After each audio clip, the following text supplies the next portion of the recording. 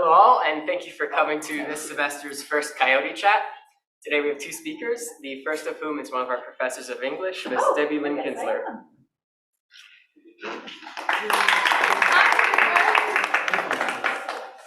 Hi everyone. Oh, everyone is spread out. I recognize a few of your faces. I don't know if I'll see you on Zoom. Whoever's on Zoom. Hi, I'm Debilyn Kinzler. I teach English here in speech and literature and what else? I think that's it, right, Michael? That's it, right? And PTK, yes. So that's a different group. Both Alex and I are involved in PTK. We'll talk about that. But no, we're not going to talk about that. So today I'm under the impression you guys want to hear about my story, about how I became, how my story from college and so on into teaching. Yes, is that what we're talking about? They said it's open forum, so I'm, as for those of you who know me in class, I'm like open forum, let's do whatever we want, right? So one of the things I wanted to share with you, I'm a first generation college student. Does everybody know what that means? What does it mean? It just means that you're the first in your family to complete, I don't know if either to go to college or even to complete a degree, yes. Yeah, my parents, actually in both my husband and my family, my parents do not have a college degree. They don't have a college education, and none of my siblings, I have 5 brothers and sisters, and none of my siblings have their college degree. So I'm first generation student. So when I graduated high school, I went off to a Cal State. I won't tell you the year I graduated high school, but I went off to a Cal State and I thought, okay, I'm gonna be an attorney. That's what I'm gonna do. I'm gonna study political science. I'm gonna just go to UCLA as soon as I couldn't get into UCLA, so I went to a Cal State. I lasted a semester, a quarter, I think the school I was on. I was not ready for school. I was not ready to take on these big ideas that college has, especially in a 4-year university. So I dropped out. The one hindsight, which I wish, I'll talk about hindsight later, but the one thing that I just said I was going to talk about that later. So I dropped out. A year later, I enrolled in community college, and I ended up getting a 2-year degree after about 12 years. So it actually took me to get my bachelor's degree, it took 28 years because I stopped. I took a class, I ended up working, and because my parents were not college students and didn't have that experience, and none of my siblings, I'm the youngest of 6, none of my siblings had that experience either. They didn't know how to advise me, and I didn't know who to reach out to. So I literally went to a community college and took one class at a time. And it took a really long time. I think I started community college in 1989, and I got my associates in 2000. So that's what, 11 years? And then I stopped going to school. But when I was at community college, I did business. Now, for those of you who have been in my class, know that I do not know how to do math. So business was not my forte. And I just studied business because people told me that's what you do. And again, I didn't have anybody to help me. I didn't have anybody to advise me. So I studied business, and anyway, I had a family at that point, and I decided college was not for me. I got my associates, and that was it. I helped my husband with his business when he started it in early 2000, and I was like, that's it, I'll be a stay-at-home mom. Come sometime around 2014, my second daughter, who was getting ready to apply for colleges, asked me, what do you want to do? What did you want to be when you were little? And I said, a writer. And she said, you know you still can, right? I went, oh no, I'm too old. I was in my 40s. I've been out of school for so long. There's nothing. And she just says, you know, you still can. And then I went to my husband and I said, what do you think about me taking a creative writing class? And he said, I'd really like to see you finish your bachelor's. I said, okay. So I enrolled in Cal State, Northridge. I had a GPA of 1.67 when I enrolled as a junior. academic probation because I had dropped out. I got my associates, but because I was at Cal State right when I got out of high school, I still had that 1.67 whatever GPA, and I enrolled in something that I loved, reading. And that was the whole thing for me to go back to school, is so I could read. That's basically it. And because I was a returning student, I had been out of school for so long, there were a lot of challenges. I was in my 40s, and my peer, my colleague next to me in my creative writing class was living in the dorms. You know, I had children that were older than most of the people that I went back to school with. So it was really challenging. But to combat that, I went year round. I did not take summers off. I took as many classes as I could, and I went year round. And then I ended up getting my bachelor's a year and a half later. So again, from start to finish, it was 28 years. And while I was getting my bachelor's, somebody asked me, one of my instructors asked me, do you ever want to teach? And I said, no, I'm gonna be the next Stephen King. I'm gonna write the great American novel and blah, blah, blah, blah. And they said, why don't you be a tutor? We have a tutoring program here. So I became a tutor. And it was during that tutor program that I said, I need to teach. So then I did everything I could to figure out how I could get my master's. So I was finishing up my bachelor's. I was starting my master's program the very next semester, which was summer. I did not take summers off. And that's one of my key things is, if you are a returning student, if you think that there's too long between you and a degree, cut it. Take charge of that and just go year round. I know that that's hard. I had to work. Everybody else has to work. That's one of my things. Anyway, so I got my master's, and it was during my master's that I talked to, I enrolled in a master's program. It was during there that I talked to an advisor. I went to the same school, same Cal State, and he said, I wrote a paper, and he said, this is a PhD quality paper. And he put that one little instructor put that little note in my head, and then I went out to get my PhD. I have not gotten it yet. And for those of you who know, it took me a long time to pass the language exams, but I'm really, really close. By the end of this year, I'll have it. So, and then I focused everything I could on getting a teaching job. And that was what I wanted to do. And it was all because I started as a little tutor in my bachelor's program. And it was just a little job. I think they called them SI, supplemental instruction tutors. Did you have SI too? SI leaders or whatever. SI leaders, yes. And that's really what started. I knew instantly I wanted to be in academia, and I wanted to stay in academia. And because I skipped this part, but when I was at the community college, I had this one teacher. There's always these one teachers, right? This one teacher in my bachelor's, this one teacher in my associates. He was my history professor, History 101. And I liked his teaching so much that when I decided I was going to be an SI leader and I was going to be a teacher, that I wanted to work in the community college level. I said, there is no way. I do not want to work 4-year university. I want to work in where I was formed as well, to hopefully give back to similar students who are working adults, who are returning students, who may be single parents, who may have the challenges that I challenged. I just wasn't ready for school.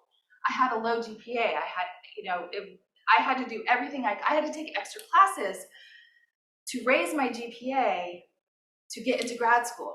So I wasn't like the perfect, the ideal student over here that had a 4.0 and all of those. I did everything I could for my situation, and I knew that I had to be at the community college. There was no way I was going to work at a 4-year university because I wasn't a traditional student, and I wanted to teach non-traditional students because I wasn't traditional. 2 hindsights. One that I said I was going to talk about later.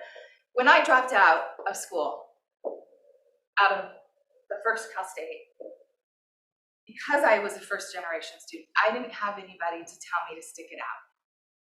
And so that's one thing that I wish would have happened. So college is hard. College is hard. If college wasn't hard, we'd all have degrees. Everyone would have degrees. But I wish somebody would have said, just stick it out.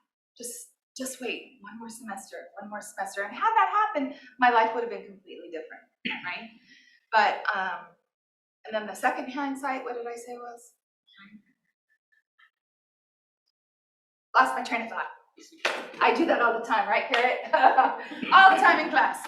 All right, what else do you want to know? What else? What else are we supposed to talk about? How did you keep your work-life balance practically? Like, I know you have classes and you have so much stuff to do, but even outside of work, we all have, or outside of school, we all have stuff that we're dealing with. How did you deal with all that? That's a very good question. For those of you who didn't hear, Michael asked, how did I deal with my work-life balance? Because I was a returning student, I put my personal life on hold. Everywhere I went, I carried a binder, whatever homework I had to do. I almost made it a to-do list, like a mental to-do list that said, school's first. At the time, school was first, you know, and then I was in there too, but I also allowed myself to not have school time or not have work time. But you have to work, right? Because we need to make money. So we have to work and pay the bills and so on. But all of the other stuff, I stopped. And then until I needed it. And okay, you know what? I need to take a break. And the motivation was, for me, it was because I was an older adult. The motivation was I wanted to get out of taking classes with 16 and 17-year-olds. I mean, I know that doesn't sound the greatest, but for me, it was because I was a returning student, that was my motivation. You know, I saw the end goal. Once the teacher told me I should be an SI leader and a tutor, I saw that goal as a teacher. And I kept that goal in my mind. And anytime I tried to say, well, you know what, I'm not going to study today. No, that's going to go against my goal. And so I literally had, you know how you prioritize work, right? Everybody, you have to be at work at 8 o'clock or 5 o'clock or so on. You prioritize work, right? That's a priority. I did the same with school, with my schoolwork. And I just made lists and I just kept, and every day, and it was a struggle. There were times where I cried and it was hard. You have to make it out. I just prioritized it. And then I would know, okay, you know what? I need to not be at my son's Little League game doing astronomy homework, right? It's like, and I also got my community, which was my family and my kids and my husband, and everybody around me knew what my goal was. So it was almost like they were my community of helpers. They pushed me to help me too. And I could not have done it without that community support. My family and my friends, like, I have homework. I have a paper due. I have class. There's an extra credit poetry reading at this location and I have to go. I would drag my kids with me. It's just making the school a priority. I don't know if that really answered your balance question, and it's only temporary, right? Your degree is, let's say you have a semester, you only have to put school up there as a priority for only a short time, right? Does that make sense? Any other questions? I love the questions. Question, yes. Hi, what do you think, I'm a peer mentor. Okay. Big access programs. Oh, great. I'm Alicia. What do you think if you had a peer mentor that was similar to your age to help guide you through as a first-time generator? What would have helped me? Yeah. Well, one, having a peer mentor. That would have helped me right away because even if the person wasn't my age, right? Even if the person was in their 20s and I was here in my 40s, it would have just helped me navigate. It would have helped me navigate the school. So an example, I don't think we have this program here, but any of you guys get to Cal State, do this.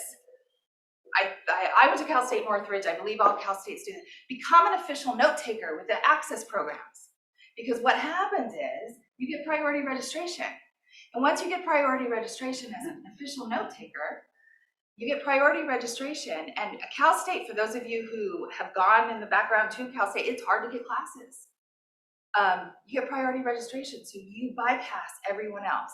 So had I had a peer mentor, when I was struggling to get the classes to finish, I would have known that. And I would have just felt like I wasn't alone. A lot of my college degree, up until the time I got into my doctorate program, I felt as if I was by myself. And the motivation was within. And I relied on my community, which was my husband and my children, and my friends, to help motivate me. If you have a silly assignment, I used to tell my kids, I have this assignment. What do you think about this? And I'd ask their opinion about the assignment that I have to do. And then they would say, oh, go do your assignment. And your friends will do that for you. I had friends to do the same thing. You know, I can go, but I've got to sign on to this online, before it was pre-Zoom, but I have to sign on to this discussion board real quick. Oh, what'd you write about? What'd you talk about? So I utilized my community, my friends, I call that my sphere of influence, right? My sphere of community, the circles. I utilized that. And they held me accountable as well, because it wasn't just me. But in class, having a peer mentor, I wouldn't have felt so alone when I was in class. And I would have known about the note taker. I would have known about other programs, the first generation programs. I'm also first generation. Yay! And I'm recently, I graduated in 07, so I am a returning student. a returning student, and I'm graduating this spring. Oh, congratulations! But yeah, and as a peer mentor, I'm also learning a lot from my mentees and the other mentors about stuff like time management and everything like that. Yeah, so I used to, when I said I had the end goal, I had my degree in sight, I worked backwards. So I asked myself, and this is what I would tell a student if they came to me, is what does a degree look like for you? And then work backwards. Similar to how I here's your essay, right? Work backwards to get to your essay. Work backwards to how are you going to get to this final product? And I had that in mind as well, my end goal. My end goal was my degree. And I just took, and actually at some point the end goal was just the semester, because I was feeling overwhelmed. I didn't have that balance. It was like, okay, what does the end of the semester look like for me? And then I would work backwards to figure out how I could succeed to get to that point. And a peer mentor would have helped with that. So I highly recommend reach out to your peer mentors. Reach out to you, and I also, I became friends with the people that my instructors that would help me. Reach out to them. Go talk to them in student hours, office hours. I didn't know what office hours were. Go talk to them. I had a lovely conversation the other day. Anytime you come over to right? Garrett, like everybody who I have, your professors want to talk to you. And I think that's where you had to reach out. And it's hard, but you have to reach out. I remember talking to my English professor at Pierce College, and I wrote him a note and said, I have no idea what I'm writing about. I don't know how to approach this essay. And I get similar emails today, and he just said one step at a time. Break it down, look at the end result. But it's hard to reach out. But I'm telling you, I'm giving you permission to reach out to all your professors, because that's what we want. We want those conversations in the office about anything. We want that. And every professor here, I can guarantee wants that. I know I do. I'm sure Alex does. We'll find out. Any other questions? One more question. Yes, Tyson. You said you went back to school because you love to read. Yeah. Do you still love to read? I do. I do. Because I'm towards the end of my doctorate, and so I'm reading a lot of 19th century American literature right now. Reading is not fun for me right now, but that's only temporary, right? I have an end goal at the end of April, right? And then I can read for fun and for fluff. I do love to read. I absolutely love to read, and I love to write. So, yeah. And that's another thing is the other hindsight that I forgot, it came back to me, so thank you. Study what you love. I mean, when I first went to Cal Poly, I was like, I'm gonna be a lawyer, and political science, I'm like, really? No offense to the political science majors in the room or the history professors, and now I love history, but I studied something that I thought somebody else wanted me to be. And I didn't like it.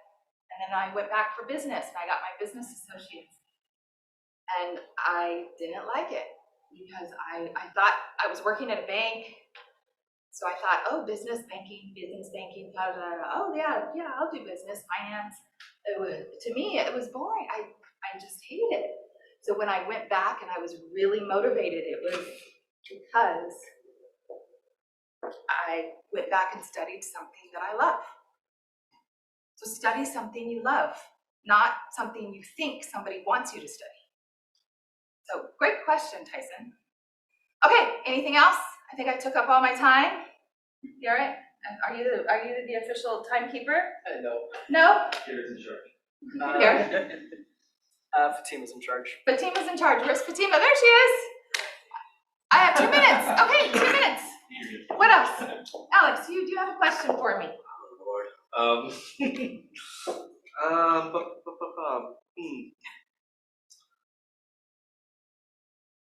Got to put you on the spot. Right. We Are do there have a any question in the other chat. sort of like secrets you've learned along the way that, of how to kind of game the system, like you mentioned with like kind of getting that priority registration, that you'd like to share with everyone? Yeah, that was a game changer for me, that priority registration, because somebody had come up to me in a class in my first semester at Cal State Northridge and said, will you be my note taker? And then I had to fill out a form, and that was a game changer for me. And then I usually take notes hand. For those of you who know me, I'm old school, but I ended up typing it, and at the end of every class I would mail it. That was one. Don't miss the registration date, even if you do have priority registration, especially at a Cal State, because everybody, you have 3 classes and you have thousands of people trying for 3 classes. If you don't like your GPA, change it. And I don't mean tell yourself you're gonna get straight A's. Oh, I'm gonna get a 4.0 this semester. Because there's no way, you can't go from a 1.67 to a 4.0. I mean, some people can, right? I couldn't. So I took extra classes that I knew I would at least pass, and to raise my GPA. I started in remedial, like English, like the lower English class too, and I just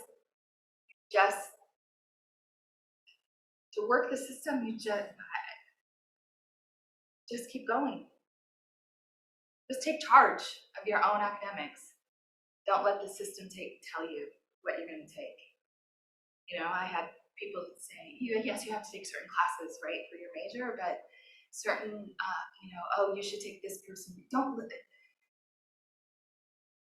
Don't pay attention to that noise. Listen to you. You are the only person that knows you. I was the only person that knows me. I held my community, my kids and my husband to motivate me, but to tell me, to keep me accountable, you have class, you have class, you have class. It was hard. My kid was in 2nd grade. My youngest was in 2nd grade when I went back. So it was really, really hard, but you have to take control. And Yes. then favorite memory at Northridge. My favorite memory at Northridge Good student. as a student or, Student question. oh, my favorite memory at Northridge. Oh my goodness, there's so many. I took a comics class, and I think just, I had to make a comic book, and I think just the camaraderie that I had with my other students. It was actually a comics as literature class. It was the best. Professor Charles Hatfield is still at Northridge, and any of you go and take it, I think you can take it as an elective, it's an upper division. I think that making that comic challenged me because I cannot draw worth anything, but it was so much fun just because I felt like a kid, but at the same time I was doing something towards my degree. And I think that was my favorite, is that the class offerings were fun.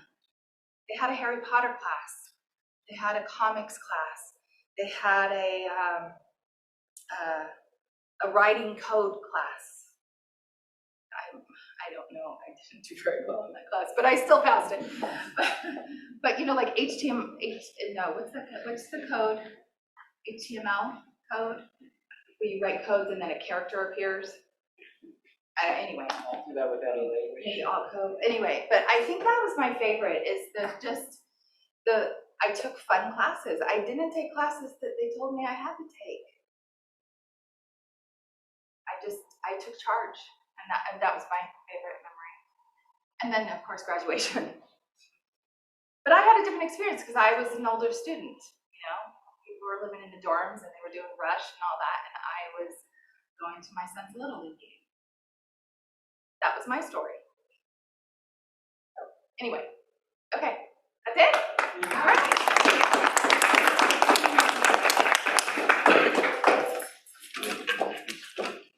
I don't know. Oh, Professor Debilyn Kinzler. Our next speaker is Dr. Gilewski. Yay. So just point of clarification, not doctor yet. So I think that was a, Almost. yes. That's I right. am closer, I guess, than you, but Closer this year to also. me. So, yes. So I will just tell you off the bat, my story is very different from Professor Kinzler's. I was always that overachiever kind of kid. High school was easy for me. I went to college. I got lucky. My first quarter was really easy. And then after that, it wasn't. And I had to learn a lot of things along the way. But let's start there. So I grew up in the LA area. I went to UC Santa Barbara right after high school. So that was my kind of experience with that. I originally applied as a chemical engineering major. At some point between getting accepted and like orientation, I switched to theater for some reason. I did a lot of weird things. I don't quite know why. But so orientation comes along. We're doing our, like sign up for your first classes and all that stuff. And I ended up choosing to take linguistics, biology, and chemistry. Nothing related to theater, of course. And I ended up going through a whole bunch of different majors just in that first quarter because I was like, oh, this linguistics thing, I really like it. I think it's awesome, like learning about how languages work and how we've developed ways to communicate with each other. I switched to a linguistics major. I then, as you, engage in social activities, the first questions you get is, what's your name and what's your major? And so I thought, okay, I'll be really weird and have a completely bizarre major, and that way it'll be interesting to people. So I then became a let's see if I can remember, it was really long, hydrologic science and policy with emphasis in physical and chemical sciences, just so I could say all that so people were like, what the hell? It was more just a comedic thing, and then probably a couple more in there, and I eventually settled on chemistry out of nowhere there. And kind of, I guess my story, my moral for you to take away is that you should take whatever opportunities you can. Because you never know. Like, I went through 5, 6 different majors just randomly, and I could have ended up following any of them if I wanted, right? And the chemistry instructor I had my first quarter, she was kind of new to the things, so I was, interested in her experience, and I was interested in doing research. So I talked with her. I ended up getting involved in research right away, which led me to a program kind of like with Professor Kinzler, to one where I became like a research-focused student and got priority registration. That's really awesome, by the way. It is so hard at public universities to get classes. She is not lying. You are competing with thousands of other students for 50 spots in a class, and whoever signs up first gets it. So if you have any way, wherever you end up, look at ways to get priority registration, and there are a lot of them. So Debilyn did it. Debilyn. Okay, great. She got it by doing the note taking. I got it through this research program.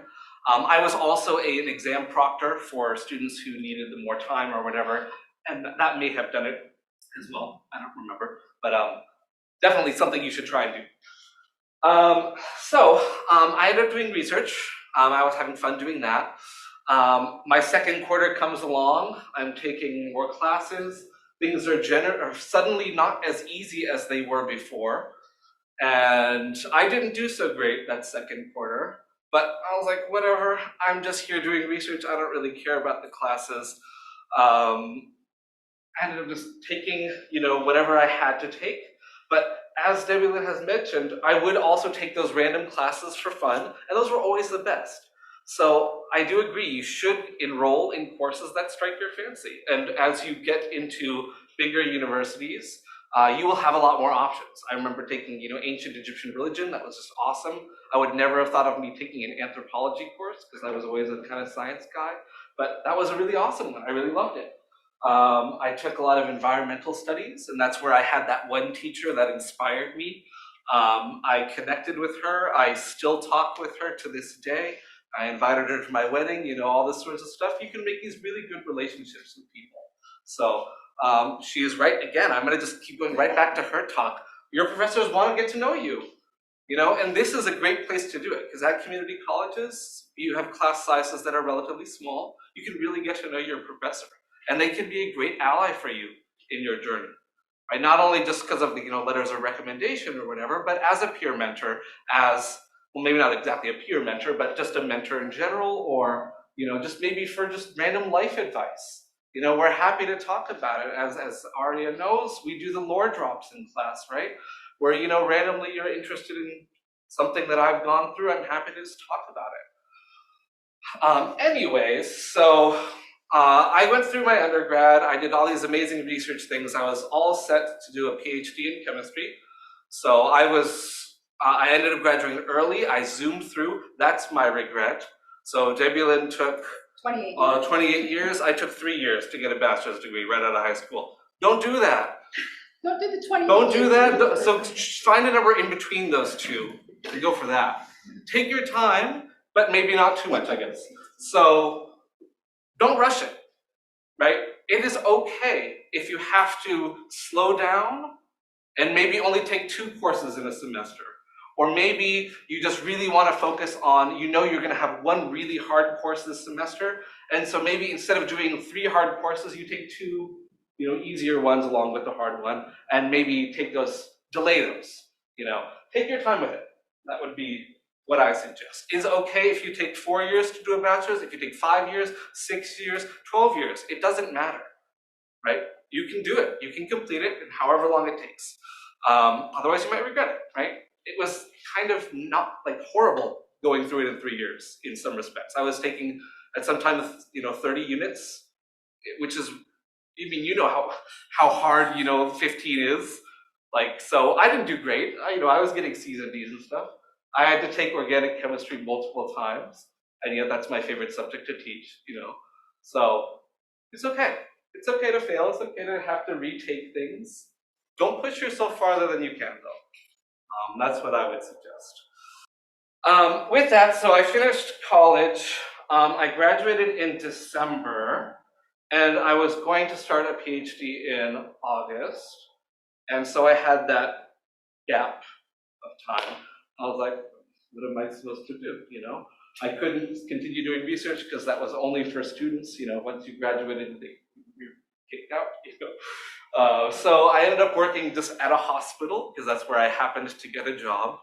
I was working in the staff education department at Kaiser Permanente in Woodland Hills, and kind of just learning about medicine. And I'm like, oh crap, this medicine stuff is actually pretty interesting. And if you don't know, chemistry majors, you don't really take any bio, you don't take any of the like prereqs you need for med school. So kind of in that gap between what would have been grad school, I decided, you know, forget this PhD thing, I'm gonna become a doctor instead.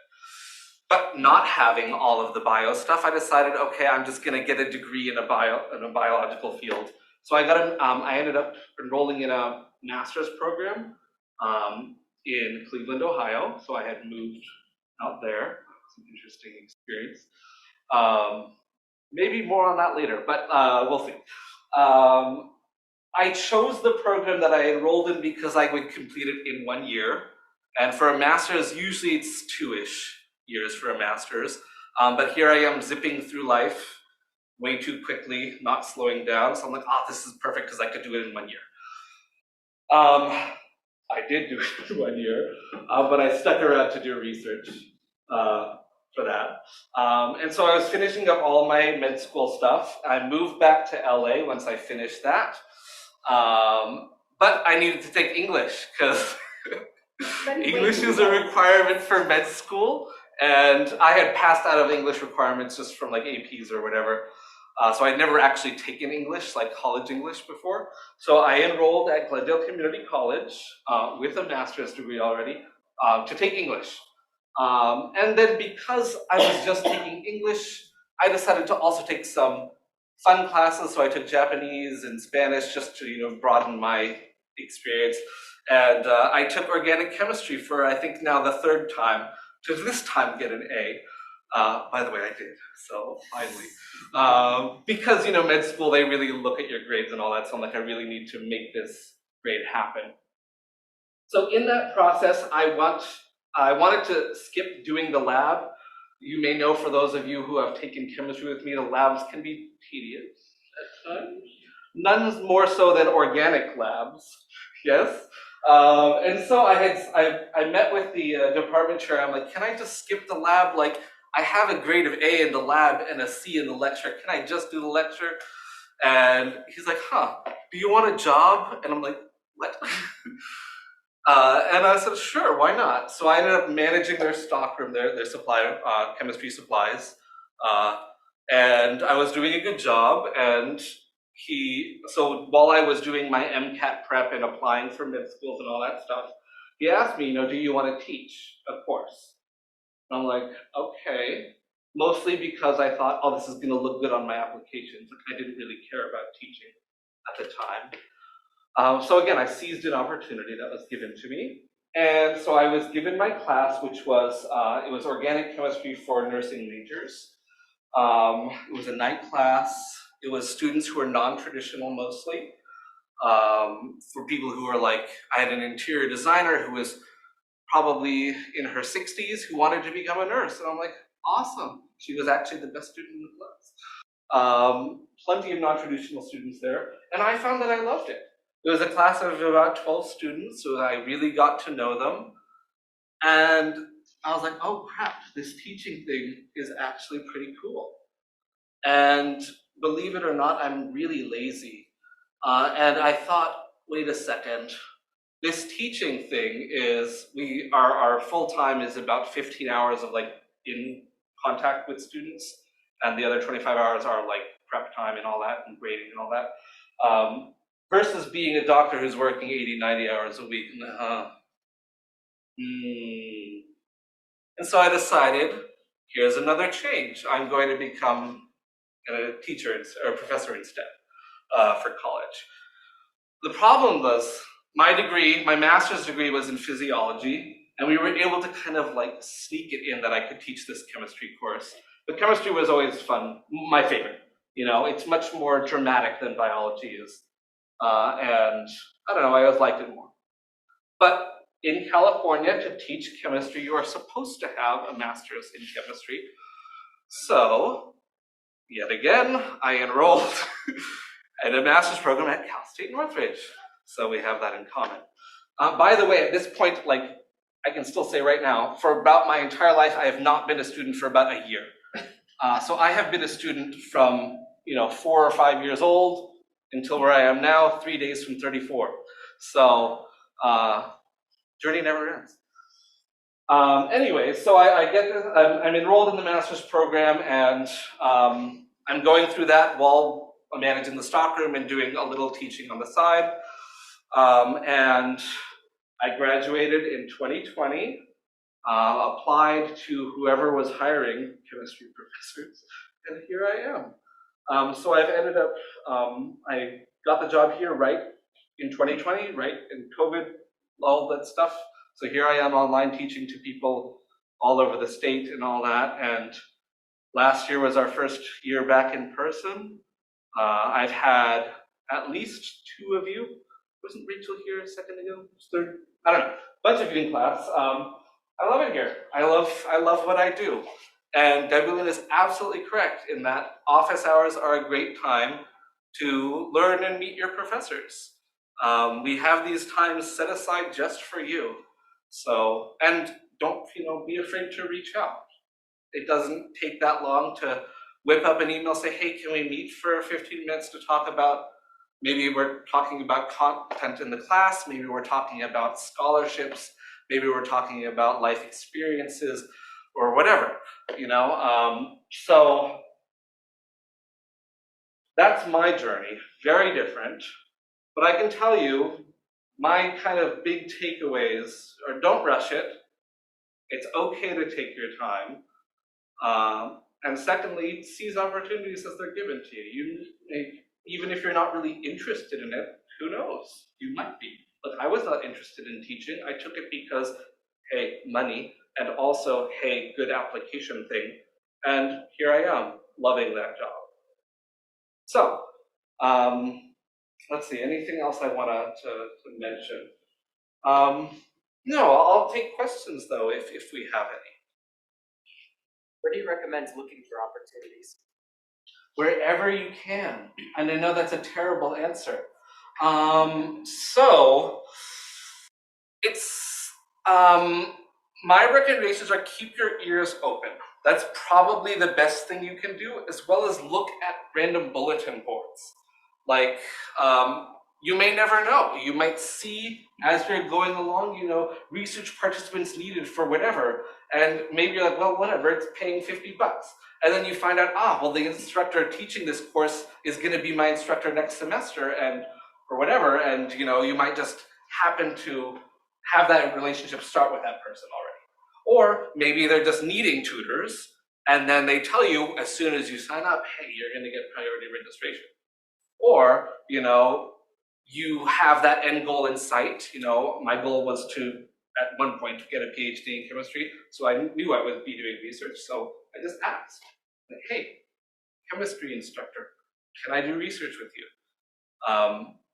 So you don't necessarily have to go out looking, you can just ask, and other people do the looking for you. That also works, because we also have a bunch of knowledge, and we're both PTK advisors. We have a lot of scholarships we know about, and yeah, we know a lot of stuff. You can ask us.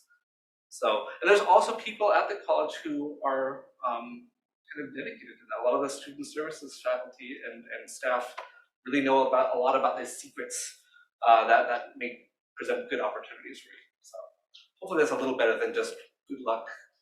Keep your eyes open. So. Others? Yeah. You said you went to UC Santa Barbara, right? Yeah. What was your favorite memory there? Oh.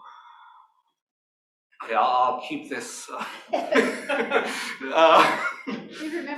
it is known as a party school, yeah. And I remember in orientation, the chancellor or whoever said this is not a party school, and it is definitely a party school. So, anyways, that's completely irrelevant. My favorite memory.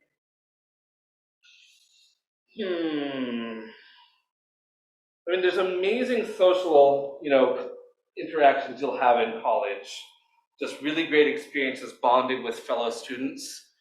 I'm gonna leave it vague like that. But just those experiences in having the freedom to just like engage with people who have similar interests with me in a new space, in a new environment, really was probably the best part about college for me. And rushing through it as I did when I was in 30 units of classes a week, I maybe didn't have as much time as I could for social interactions. And so those are probably the things you will remember more than the random math class lesson that particular week.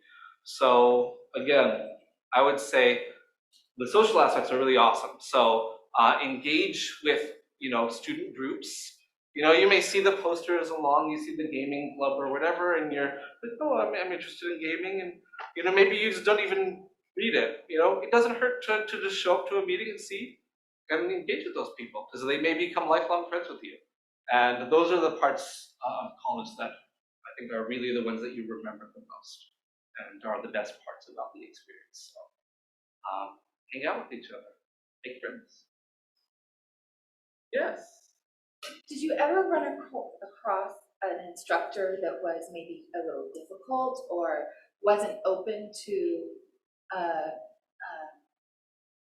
advising you or helping you, and how did you overcome that in that course? I'll say certainly. There are definitely those instructors who are terrible at their jobs. Right? You wonder why is He this said it, I person- didn't. Yeah. Why is this person in teaching? They clearly hate it, I will say sometimes you just gotta bite the bullet and just suffer through, but the end is in sight. That is sometimes what you have to do, and sometimes there's no way around that. I can remember my quantum mechanics instructor was this probably 90-year-old guy, wrote in cursive. He would show up half an hour in class and just write formulas all over the board and would just talk the whole time about this advanced mathematics and stuff that I still have no idea what he was talking about. And I remember the first week, I'm like, hey, I'm not so great with these, integrals and stuff that we're doing in class. What can I do? It's, oh, you should learn it. I'm like, that's why I'm here. And so he was useless to me. I mean, I gotta say, I learned nothing from his class. He was not helpful for me at all. But what I ended up doing is part of that class, they had TAs. And one of them, she's actually now a faculty at another community college. I ended up going to her. So in community colleges, we typically don't have TAs since the class sizes are fairly small. But when you get into larger classes at universities, you often will have TAs. And they, because they're usually are kind of recent students themselves, and they're probably grad students right then, they are probably much more likely to be able to interact with you in positive ways. And so I would suggest reaching out to them. And I know some of the classes here do have embedded tutors, which are going to be great resources for you. So even if, don't be afraid to ask for help, right? I know that a lot of the biology and the physiology and anatomy definitely have these sorts of tutors in there. Don't be afraid to reach out to them. And they're students just like you. They'll be able to kind of share what worked for them, what didn't. Because maybe, what works for me doesn't work for you, right? I was a crappy student. I didn't learn to be a student until my second master's degree. I've learned now what I need to do as a student, but that may not be what you need to do as a student. So chances are, though, someone, more similar to you, so generally a TA or a fellow, tutor will be. So if there are peer mentors available, I would reach out to them. They're going to be good resources for you. Yeah. Someone on Zoom asked, how did you encourage yourself to try again after encountering failure? It's interesting because I think I'm going to go ahead and once again take Debilyn's answer and just regurgitate it. It's kind of that end goal in sight thing. I knew, for example, in this quantum mechanics class, it was required for my major. This was the only guy that taught the class. It was only offered in winter quarter, and I hated it, and I should probably have failed it. I'm surprised I didn't, but I knew that particular quarter I would have to work my butt off, right? Just having that end goal in sight, you know that this is all temporary, right? And that, for me, again, kind of really helped me to do that. But also, again, like Debilyn has mentioned, a social network is awesome. So having friends who are there, to remind you, hey, you were supposed to be doing that math homework. Why are you here at this party or whatever? You should listen to them. They have your best interest in mind, right? So I did have that. I had my fellow chemists in the class. We would form study groups, and that would really help me to get through it. And I kind of was a little too proud, and I didn't tell them that this was like also my second or third time taking whatever else. But if I could go back, I would have shared more with them about that. And I think they would also have helped me, or have been able to help motivate me to do it. So I was lucky, I guess, in that I was able to just have that goalpost motivation. But don't forget your friends too. They can help. Pride can go out the window. Tell them, hey, I really messed up. I failed this class. Can you help me next time? And chances are they will. I mean, who's going to say no? I'm sorry, you're out of luck. Screw you. No, forget, they're going to be on your side. Yeah. You mentioned that you were an overachiever at a young age. How did that serve you through college, and did it transition well into professional life? So, are you still an overachiever, Yeah. and does that help you or hurt you today? Yes and no, I guess. I guess I didn't mention also, right now I'm also a student, so I guess I mentioned not doctor yet, almost. I am in my last semester at USC, finishing my doctorate degree.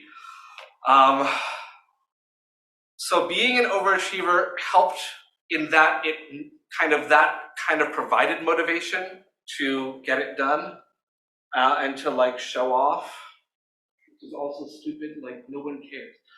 Don't bother showing off. But it also is a detraction, right? Because I finished college early. I missed out on a bunch of opportunities socially, or maybe even in those that 6-month period. And maybe would not have wasted all the time and money getting a master's in physiology. Had I thought about that, I probably would have ended up somewhere else, but I'm glad I ended up where I am. I can't say exactly how much being an overachiever has helped that, but it also brings a lot of stress. So my advice again, slow down. Okay, it's not worth stress that you could mitigate. Some stresses, I know, Michael, you've got 18 jobs you're working, and you've got your family, and you've got the commute you have to do. Some of these things you can't avoid, but some things you can. Right? And being an overachiever generally is a stress that you can avoid. So don't do it, I guess. Okay? So you say when you take all these units, how did you find time to balance? Oh, I skipped class. Yeah, that's how I did it. Yeah. I skipped class, I didn't do homework. Not things I would advise. All right? So, because you're absolutely right. There's only so much time in a day. You have your own capabilities of how much you can do in a day. And you're right, I cut academics as part of that. So I took a lot of academics and then cut academics. So how did that end up working out? Not so great. So some classes, my grades were all over the place. So did you ever find time for yourself though, taking all these units? Because sometimes it's overwhelming and you need to find time for yourself.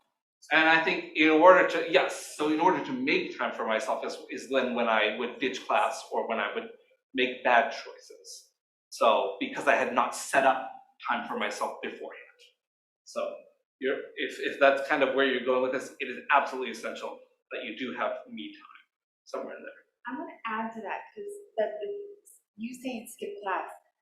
If a professor allows you 2 absences, let's say, plan those absences in your, I mean, here I am, a professor telling you to skip class. No, that's not what I'm saying. But plan those absences around your schedule, like your work schedule. If you know that you have a busy work schedule and you know, it's right near midterms and so on, it's like, okay, and just plan those, but take those absences. If you, because you need to take it for you. And that way you have, the end of the semester is your end goal. But then maybe you say, okay, you know what, in the 6th week, I'm not gonna go to my Monday class. My Monday classes, and that's gonna be my day. And then because you've gone to all the classes leading up to that, and then you've gone to all the classes after that, you can skip one class. And then you take, that's you prioritizing you. And to add on to that, don't be afraid to ask for, so say Professor Kinzler is being really mean and she's got 4 essays due this Saturday, you know, don't be afraid to reach out and be like, you know, I cannot do it this week. Like, is there any way I can get a deadline extended or something? It's always, you lose nothing by asking in advance, right? It's a lot harder to be like, well, now it's a week later, can I get an extension for the thing I should have asked for a week ago? Do stuff in advance, right? It doesn't hurt. You know your schedule. You know, if it's coming to a point where you need to take time off and you need to take some rest time, shoot your professors an email and say, hey, you know, can I get an extension on this homework assignment? Can I miss class this particular day? You know, can we arrange to have it recorded or whatever? Do that stuff in advance if you can. You know, don't be ashamed if, you know, it's just suddenly you just can't do it that day. That's okay. But, you know, if you can do stuff in advance, it is generally, we're usually very open with that sort of thing because we understand you have lives, right? It's not all about us. You have to take charge of your academics. There's an opportunity for you. There you go. The opportunity to do your homework late. I already do that. Okay. All right. Anything else? Oh, I guess my class started 3 minutes ago, but that's okay. I can do this, right? All right. Well, thank you. Hopefully some of it. All right, thank you guys so much. Everybody, one more round of applause. Thank you, thank you. All right, thank you guys for joining us for the 4th Coyote Chat. Again, if you have not already done so, there is a survey up at the very top right. If you'd like to complete that for us, we'd be very, very thankful. Off to the left, again, all the links that are related to student government here. And if you have not yet been registered to vote, you can do so here now. It's free.